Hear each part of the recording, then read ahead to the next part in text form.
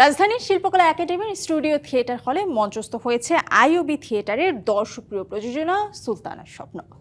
মঞ্চনাটকটিতে ফুটে উঠেছে ইউটোপিয়ান সাহিত্যকর্ম, যেখানে নারীরাই বিজ্ঞান চর্চা, রাজনীতি, সমাজ ব্যবস্থা পরিচালনা করে এবং পুরুষেরা গৃহকেন্দ্রিক থাকে। রোকেয়া সাখাওয়াত হোসেনের রচনায় সুলতানার স্বপ্ন নাটকটি মঞ্চে নির্দেশনা দিয়েছেন স্বপ্নীল সোহেল। সত্যি করে বলুন তো, এটা কি সত্যি নাকি আমার কল্পনা? নারী মুক্তি, সমতা আর কল্পজগতের এক সাহসী স্বপ্নের গল্পে বেগম রোকেয়া সাখাওয়াত হোসেনের লেখা সুলতানাস ড্রিম আজও ততটাই প্রাসঙ্গিক যতটা ছিল শত বছর আগে।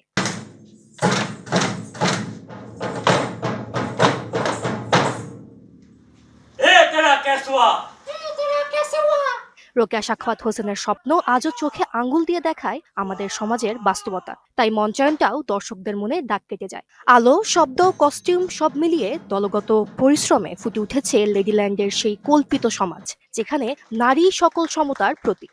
চমৎকার অভিনয়, আমার খুবই ভালো লেগেছে। ওদের এক্সপ্রেশন, তারপরে বচনভঙ্গি সবকিছু অনেক সুন্দর ছিল।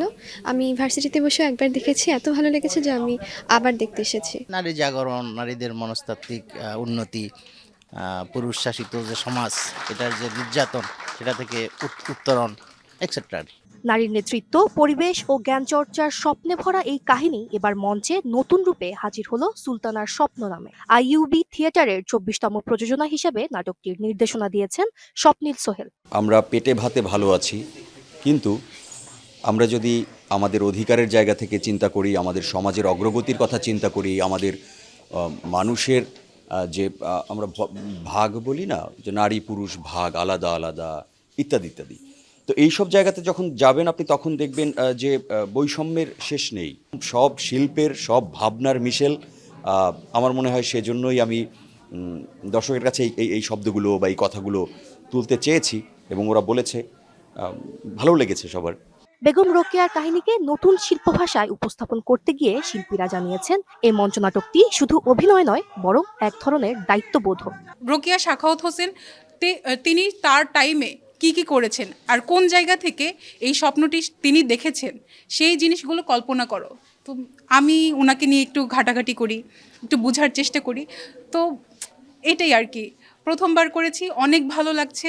বাবা দাদার আমল থেকে শুনে আসি যে ঘরের মেয়ে চাকরি করতে পারবে না, এটা করতে পারবে না, ওটা ঘরের মেয়ে ঘরে থাকবে। আমার কথা হচ্ছে যে ঘরে কেন থাকতে হবে, নারী পুরুষ সবাই সমান।